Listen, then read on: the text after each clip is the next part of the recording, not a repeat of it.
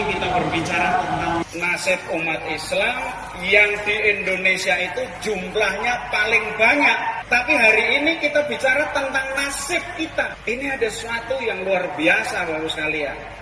Saya ingin pada kesempatan hari ini kita berintrospeksi. Kenapa umat Islam yang jumlahnya segitu banyak cuma seperti buih di laut, tidak menjadi kekuatan.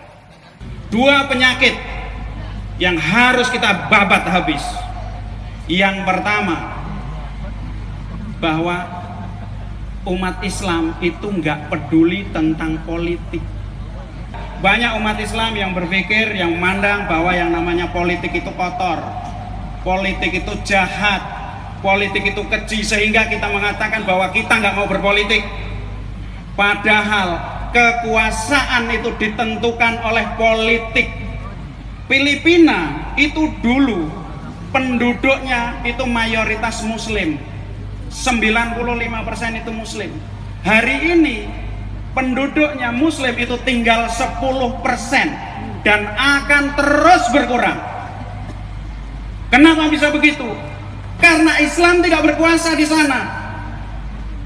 Kita lihat, ada Filipina, ada Singapura. Ketika umat Islam tidak berkuasa, maka umat Islam habis di sana.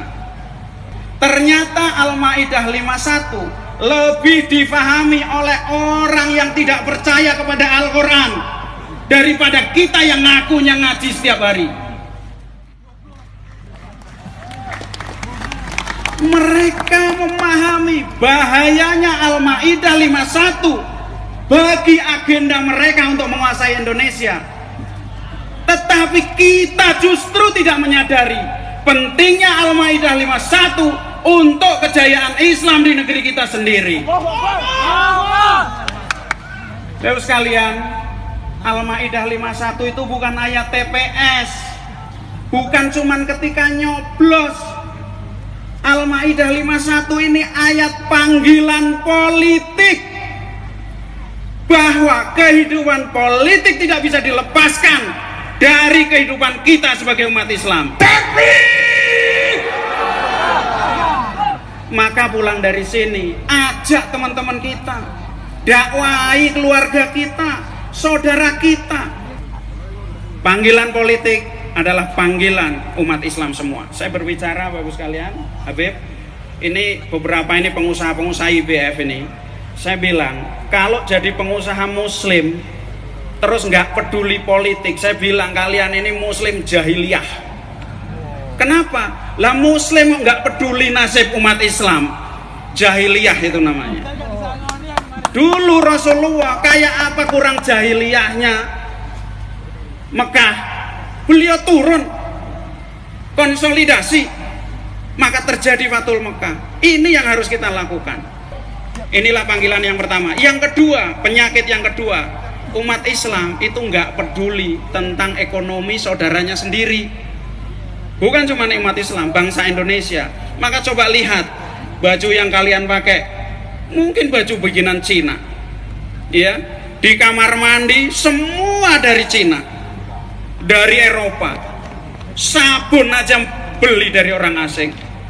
Di Indonesia ini ada yang namanya air minum, 93% itu yang menguasai orang asing. Gitu. Kita nggak pernah peduli.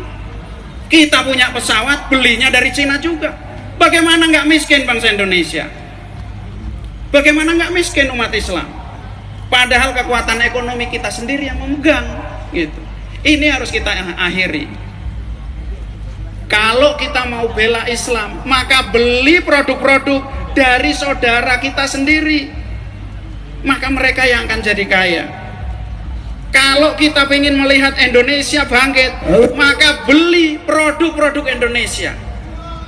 Bapak sekalian, Senok Hurgronya yang pulang dari Mekah, rumusnya itu cuma satu. Beliau mengatakan begini, kenapa Aceh tidak bisa dikuasai oleh Belanda? Karena orang Aceh hidup dengan Islam secara kafah. Mereka mengatakan, kalau ingin menguasai orang Islam, jangan ganggu ketika mereka ibadah. Jangan ganggu mereka istighosah, tetapi jauhkan mereka dari politik dan ekonomi. Baik sekalian, hari ini kita deklarasikan, beli Indonesia.